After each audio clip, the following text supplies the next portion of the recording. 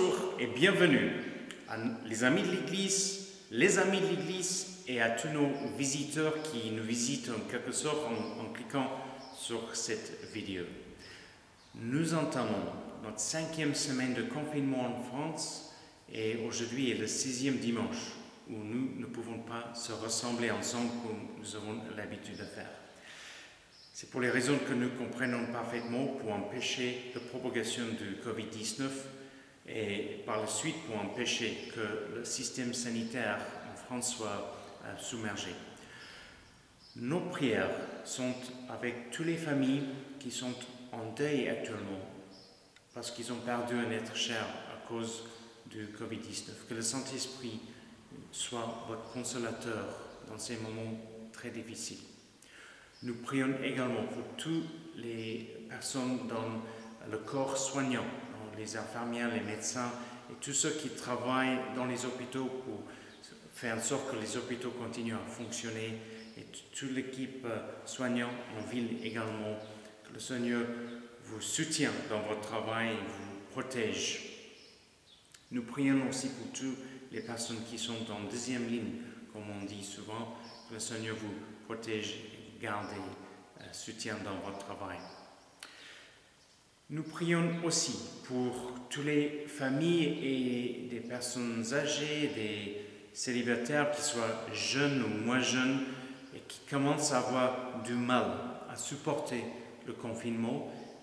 Peut-être ça vous manque le contact avec les amis, avec votre famille, avec vos proches, avec votre voisinage. Que le Seigneur vienne en votre soutien et que le Saint-Esprit puisse vous fortifier dans votre état intérieur pour les semaines qui viennent. Si vous avez un sujet de prière pour vous ou pour un proche, n'hésitez pas à envoyer un email ou envoyer un SMS et que nous pouvons se mobiliser dans la prière pour vous. Je vais laisser la place à Monica qui va nous conduire dans un chant et ensuite à Catherine qui va nous apporter la prédication ce matin. Notre prière à travers cette vidéo, vous soyez bénis et fortifiés dans votre foi. Le confinement nous empêche de faire beaucoup de choses, mais le confinement ne nous empêche pas d'être attentifs à la voix de Dieu. Il ne nous empêche pas de chercher la face de Dieu, de se trouver dans la présence de Dieu et de prier et d'être dans la parole de Dieu. Alors, soyez bénis par cette vidéo ce matin. Amen.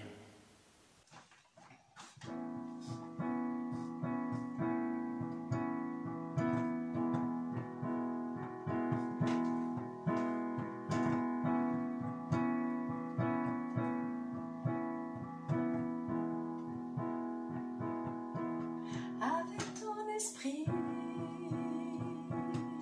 nous verrons ta grandeur, nous vivrons l'unité, nous connaîtrons ton cœur, nous serons les témoins jusqu'au bout de la terre, nous aurons la puissance.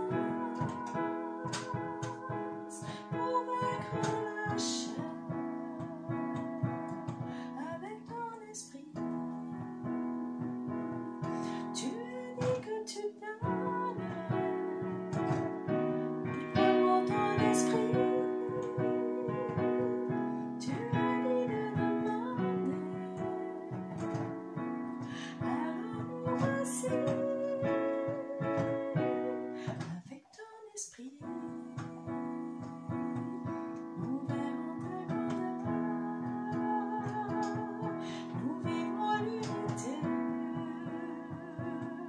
nous connaîtrons ton cœur, nous serons tes témoins jusqu'au bout de la terre, nous aurons la puissance pour vaincre la chair. Avec ton esprit, tu as dit que tu donnes, et donne-moi ton esprit,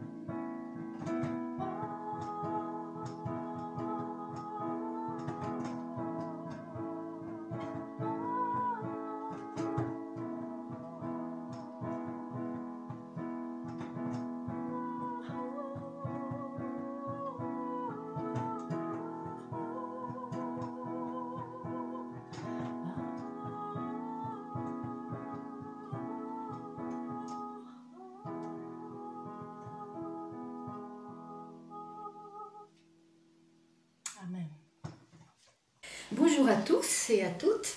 C'est un plaisir de pouvoir partager ce moment avec la parole de Dieu et j'espère que ce sera une bénédiction et un enrichissement et quelque chose qui va vous encourager les uns et les autres.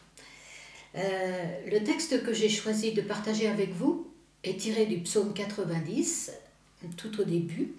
Et contrairement aux autres psaumes, il a une marque particulière parce qu'il n'est pas appelé psaume, il est appelé prière. Et son auteur, ce n'est pas traditionnellement un chantre de l'Éternel comme David ou Corée ou Asaph, mais c'est Moïse. Et c'est tout à fait inhabituel et donc un peu exceptionnel que ce psaume soit parmi les autres psaumes et je pense qu'il y a un message particulier pour nous à travers ces lignes. Je vais le lire, je lis les 3 premiers versets, je lis dans la version seconde 21. Donc, prière de Moïse, homme de Dieu, Seigneur, tu as été pour nous un refuge de génération en génération. Avant que les montagnes soient nées, avant que tu aies créé la terre et le monde, d'éternité en éternité, tu es Dieu. Tu fais retourner les hommes à la poussière et tu leur dis, fils d'Adam, retournez à la terre. 3 versets et 3 remarques que j'aimerais partager avec vous encore. Premier verset, je vais le relire. Moïse nous dit, Seigneur, tu as été pour nous un refuge de génération en génération. Et le terme que je voudrais souligner ici et explorer un petit peu, c'est refuge. Un refuge, c'est un endroit où on cherche un abri. On cherche un refuge quand on a besoin de quelque chose, quand on se sent insécurisé ou en danger, même si c'est potentiellement. Et le refuge ici, que Dieu dit être pour nous, c'est un refuge qui est éternel, qui ne va jamais changer, de génération en génération. Donc il y a déjà la marque de la fidélité, de la stabilité, de la permanence de Dieu dans ce refuge qu'il nous offre d'être pour nous. Alors le refuge, donc, on cherche un refuge quand on est en danger de quelque chose, quand on est dans le besoin. Aussi longtemps que nous ignorons notre besoin, nous n'avons pas besoin de chercher un refuge. Si tout va bien, à quoi ça servirait? Ça n'aurait pas de sens. Mais chercher un refuge, c'est chercher quelque chose qui nous sorte d'une situation pénible ou difficile ou délicate. Et c'est la première remarque que j'aimerais faire. Nous avons besoin d'avoir conscience de notre besoin de Dieu pour nous tourner vers lui. Aussi longtemps que nous n'avons pas besoin de Dieu, nous ne nous tournons pas vers lui. Mais Dieu, ici Moïse nous dit, rappelez-vous, Dieu est un refuge. Et si nous avons besoin de Dieu comme refuge, c'est parce que nous avons des besoins et que ce besoin est important. Et ça m'a rappelé les paroles que Jésus nous a dites sur le mont, on va dire à ses disciples, sur le mont des Béatitudes, c'est Matthieu 5,3. Il dit, heureux ceux qui reconnaissent leur pauvreté spirituelle, heureux ceux qui sont pauvres en esprit, car le royaume des cieux leur appartient. Être pauvre, c'est être dans le besoin, c'est avoir un besoin. On peut être pauvre dans toutes sortes de domaines. On peut être pauvre matériellement, financièrement, mais aussi pauvre en affection, en amour, en santé, dans le travail. Il y a toutes sortes de besoins naturels et spirituels que l'homme rencontre tout au long de sa vie, à certaines périodes, plus ou moins longtemps. Mais dans toutes ces occasions, nous avons besoin de chercher ce refuge, là où nous allons pouvoir être secourus, soutenus, aidés, éclairés. Et Dieu nous offre cette possibilité de nous consoler et de nous aider à traverser ces épreuves.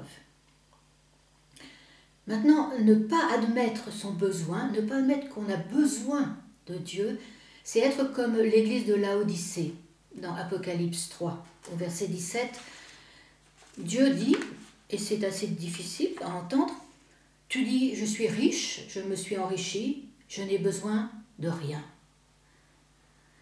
Mais il ajoute aussi, et c'est aussi grave, et tu ne sais pas que tu es malheureux, misérable, pauvre, aveugle et nu. Et encore une fois, je voudrais inciter sur le fait que nous avons besoin de prendre conscience et d'accepter le fait que nous avons besoin de Dieu. Nous avons un besoin à pourvoir, un besoin à combler, et que Dieu nous offre ce refuge dans lequel nous pouvons trouver cette providence. Les refuges, dans les montagnes, il y a toutes sortes, il y a des refuges, qu'on appelle des refuges de montagne, qui sont des lieux de passage provisoire. On y est juste pour quelques heures, quelques jours, le temps que la météo s'arrange ou le temps de faire une pause avant de repartir en escalade. Mais le terme ici de refuge est souvent traduit dans la Bible par demeure ou habitation. Et ce que Dieu veut, ce n'est pas être un refuge ponctuel, passager, éphémère. Aujourd'hui, j'ai besoin de Dieu, alors je me tourne vers lui et puis bon, il arrange la chose, la situation va mieux, oh, j'oublie. Non, Dieu veut être un refuge permanent pour nous. Il veut que nous demeurions en lui. Il veut que nous trouvions en lui ce refuge constant, fidèle, sûr, fiable, qui ne change pas.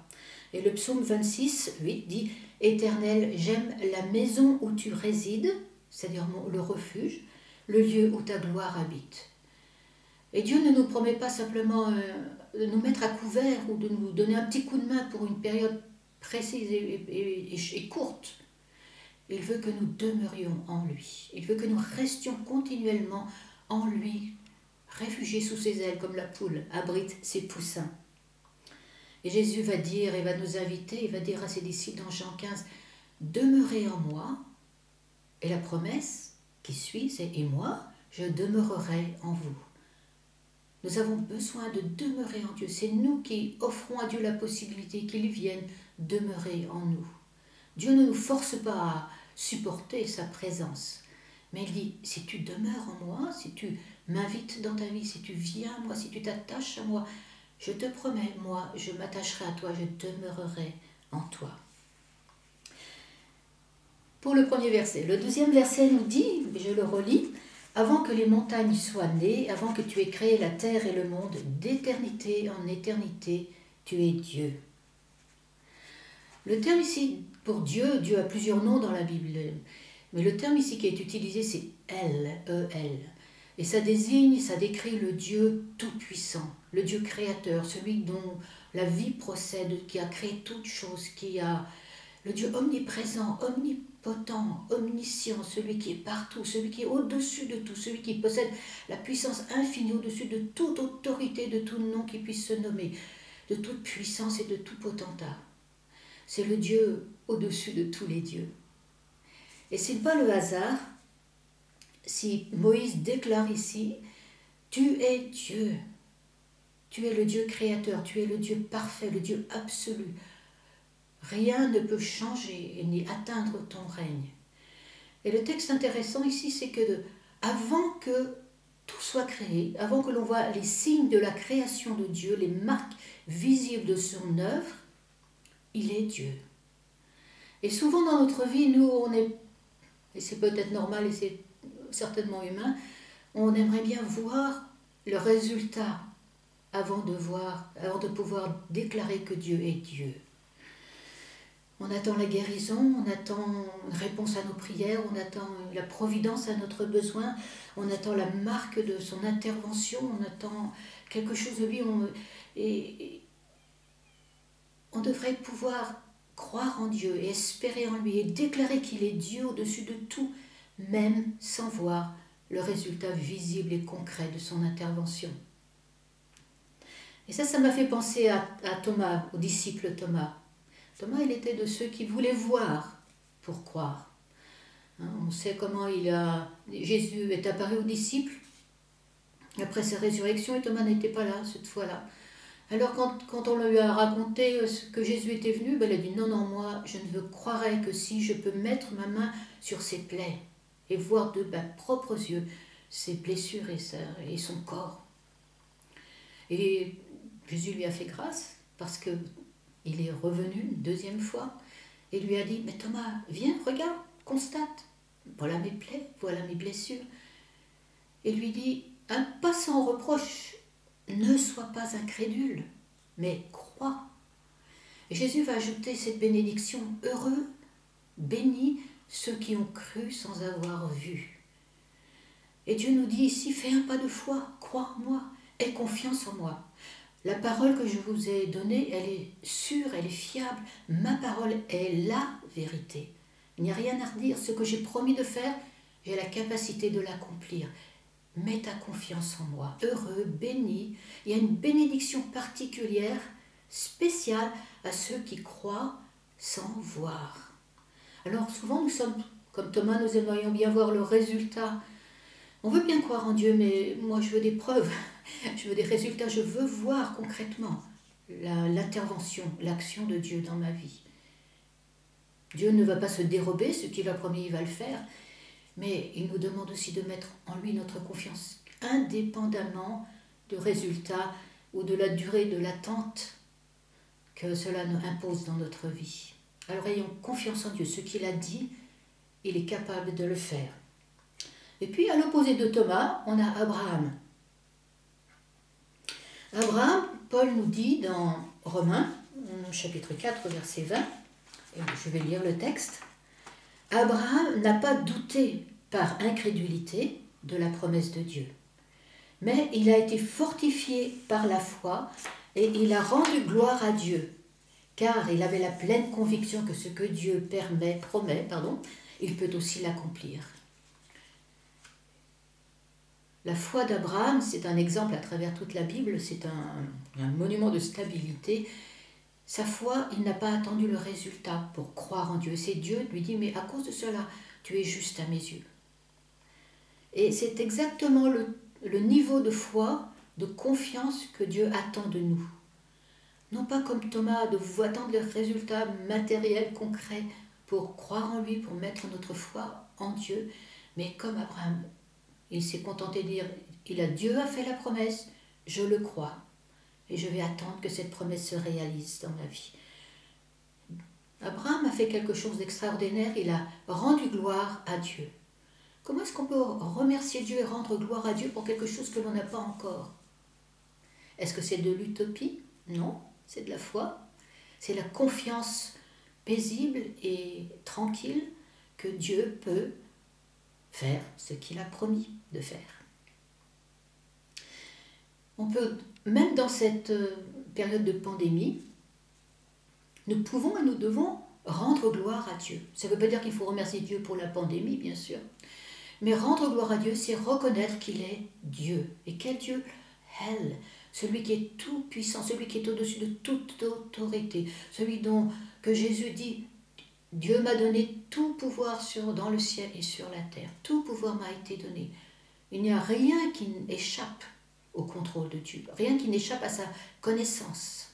Rien qui n'échappe à sa sagesse, à sa capacité d'agir. Il est Dieu, le Dieu parfait au-dessus de tout. Alors apprenons-le et prenons l'habitude, parce que je crois que c'est tellement pas naturel dans notre vie humaine de louer Dieu, de rendre gloire, de le remercier pour ce qu'il est, et non pas seulement pour ce qu'il donne. Indépendamment de ce qu'il donne, Dieu attend de notre part que nous l'aimions pour ce qu'il est et que nous le louions et le mettions que nous l'exaltions, que nous lui donnions la première place. Et le premier commandement, et Jésus nous le rappelle souvent, c'est « Tu aimeras le Seigneur, ton Dieu, de tout ton cœur, de toute ton âme, de toute ta force, de toute ta pensée. » Indépendamment du résultat que l'on peut obtenir de lui. Aimer, c'est aimer sans contrepartie, sans obtenir quelque chose nécessairement en retour. C'est pas une négociation. L'amour, c'est je donne, c'est tout. Et Dieu, c'est ce qu'il fait Dieu pour nous. Il nous donne. Et nous avons aussi à lui donner. Là, ce qu'il attend de nous, c'est que nous lui donnions la première place, que nous l'aimions, que nous le mettions, que nous l'adorions, que nous louions sa grandeur, sa force, sa puissance. Si Dieu est à la bonne place dans notre cœur, les promesses qu'il nous a données s'accompliront. S'accompliront, tôt ou tard, elles s'accompliront, parce que c'est lui qui l'a dit. Le troisième, dernier verset que je vais commenter avec vous, c'est « Tu fais retourner les hommes à la poussière, et tu leur dis, fils d'Adam, retournez à la terre. » Moïse était âgé quand il a écrit cette prière, ce psaume. Il savait qu'il allait partir, que sa vie terrestre était arrivée à son terme, et c'est une réalité à laquelle il était confronté comme chacun d'entre nous. Nous sommes tous des fils d'Adam, c'est-à-dire que nous sommes nés de la poussière et nous allons retourner à la poussière. Notre corps va cesser d'exister inévitablement, indépendamment de tout autre critère humain. C'est simplement le sort de tout être humain sur Terre. Mais cette promesse est accompagnée d'une merveilleuse révélation de la part de Dieu. Et c'est ce que je voudrais partager et vous encourager avec ces paroles. Quand Dieu nous dit « tu fais retourner les hommes à la poussière », bien sûr, c'est ce qui reste quand il n'y a plus de corps, plus rien. Et dans le texte hébreu, c'est aussi un signe de... Et c'est souvent traduit par... Et c'est même plus souvent traduit par le terme pénitent ou contrit ou abattu. Parce que quand on est dans la poussière, eh bien, on est au dernier degré de ce que l'on peut ressentir. Et Dieu nous dit, c'est dans l'abattement, c'est quand tu as un cœur contrit, c'est quand tu reviens, rentres en toi-même, que tu réfléchis sur tes voies et que tu t'aperçois ce que tu es un être fragile et vulnérable et passager, éphémère sur cette terre.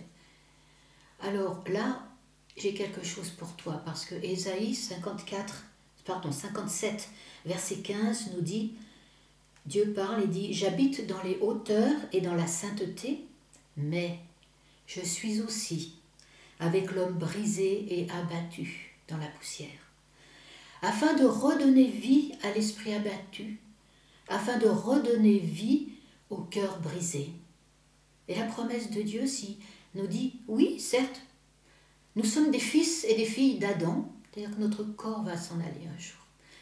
Il y a notre nature humaine, terrestre, adamique, va disparaître inévitablement. Mais parce que tu as mis ta confiance en moi, parce que tu as accepté ma vie en toi, parce que tu m'as donné ta vie, parce que tu m'as demandé pardon pour tes péchés, parce que tu as demandé d'être rempli de mon esprit, alors je suis venu en toi, habiter, demeurer. J'ai mis mon esprit dans ta vie. J'ai fait de toi une nouvelle créature, une nouvelle création. La vie que j'ai, je la partage avec toi. Elle est en toi. Et tu n'es pas seulement un fils d'Adam, une fille d'Adam, tu es maintenant, par mon esprit, un fils de Dieu ou une fille de Dieu. Et cette nouvelle nature, cette nouvelle création dont parle 2 Corinthiens 5,17, c'est ce que Dieu veut développer en nous, veut ranimer, veut nous donner la vie pour que notre esprit abattu retrouve cette vie qu'il nous promet, que notre esprit brisé se renouvelle chaque jour. Je suis aussi, je vais le relire parce que c'est une telle promesse, je suis aussi avec l'homme brisé et abattu, afin de redonner vie à l'esprit abattu et de redonner vie au cœur brisé. Alors il y a dans notre vie, c'est vrai, cet aspect adamique et inexorablement destiné à la mort. Et puis il y a aussi en nous, qui vivons pour Dieu, en Dieu et avec Dieu, une vie de l'esprit qui se renouvelle chaque jour. Et Paul l'a très bien écrit dans 2 Corinthiens 4, au verset 16 et 18. Il nous dit « Voilà pourquoi nous ne perdons pas courage. Et même si notre être extérieur, c'est-à-dire notre nature charnelle, adamique, notre être extérieur se détruit, notre être intérieur, la vie de l'esprit en nous, se renouvelle de jour en jour. En effet, nos légères difficultés du moment présent produisent pour nous, au-delà de toute mesure, un poids éternel de gloire. Ainsi, nous regardons non pas à ce qui est visible, tangible, matériel, concret, mais à ce qui est invisible, car les réalités visibles sont passagères et les invisibles sont éternelles. Je voudrais que nous regardions, que nous insistions sur, nous regardons non pas ce qui est visible. Qu'est-ce que nous regardons en fait? Sur quoi nos yeux sont fixés en ce moment? Où va notre regard? Est-ce que nous avons les regards fixés sur le résultat, sur le concret, sur le matériel, sur ce que nous vivons au quotidien, sur le quotidien de notre vie, avec tous les problèmes et les informations que nous engrangeons à longueur de journée par travers les médias et tout ce qui circule? Ou est-ce que nos yeux sont fixés sur Jésus? Est-ce que nos yeux sont fixés sur Dieu, le El, le Dieu tout-puissant au-dessus de toute puissance possible, de tout nom qui puisse être nommé sur la terre, dans le ciel, sur terre. Et je voudrais vous encourager aujourd'hui à garder les yeux fixés, à regarder dans la bonne direction et garder les yeux fixés sur Jésus. Je crois que cette période est difficile pour beaucoup, mais qu'elle est aussi une occasion extraordinaire, c'est-à-dire en dehors de l'ordinaire, pour réfléchir sur notre situation, sur notre vie avec Dieu. Et selon ce que nous en ferons, selon le temps que nous allons partager et passer avec Dieu, la suite de notre cheminement avec Dieu va être changée, déterminée. Et nous pouvons bien sûr nous désoler et regarder seulement ce qui est négatif et pénible et douloureux pour certains, et compliqué sûrement, et frustrant aussi par moments. Mais Dieu nous dit, tu n'es pas seulement un fils d'Adam ou une fille d'Adam, tu es aussi un fils de Dieu, une fille de Dieu. Tu es d'Abraham, fils d'Abraham, fille de foi. Alors regarde, garde les yeux fixés sur moi, donne gloire à mon nom. Et toutes les promesses que je t'ai laissées s'accompliront. Tous les plans et les projets que j'ai faits pour toi verront le jour. À mon temps, en mon temps, à ma façon. Mais ma parole s'accomplira quoi qu'il arrive. Faisons-lui confiance. Il est notre Dieu. Amen. Je vous souhaite à tous une très bonne journée et une bonne semaine. À bientôt. Au revoir. Amen. Merci Catherine. De l'éternité et pour l'éternité, toi Dieu, tu es Dieu. Alléluia. Ça fait du bien d'être rappelé de cela. Prions. Père, je voudrais prier pour chaque personne en train de regarder cette vidéo, que par ton esprit, tu consoles ceux qui ont besoin d'être consolés. Tu encourages ceux qui ont besoin d'être encouragés. Tu fortifies ceux qui ont besoin d'être fortifiés. Tu guéris ceux qui ont besoin d'être guéris. Dans le nom de Jésus, aide-nous à avoir une meilleure révélation et compréhension de qui tu es, de tes voies. Dans le nom de Jésus. Amen. Avant de vous dire au revoir, juste un rappel, si vous avez vu mon email, une invitation cette semaine à participer à une réunion de vidéoconférence selon les différentes zones autour de Rochefort, Nord, Sud, etc. Je vous encourage à prendre le temps de télécharger le logiciel et de participer à une de ces réunions. Ça sera super qu'on puisse se retrouver de cette manière-là. Avant de vous quitter, de vous souhaiter une excellente journée, une très bonne semaine, je voudrais prononcer la bénédiction que Dieu avait donnée à Moïse en Nombre, chapitre 6, verset 24. Que l'Éternel te bénisse et te protège. Que l'Éternel te regarde avec bonté et qu'il te fasse grâce. Que l'Éternel veille sur toi et t'accorde la paix. Amen. À bientôt.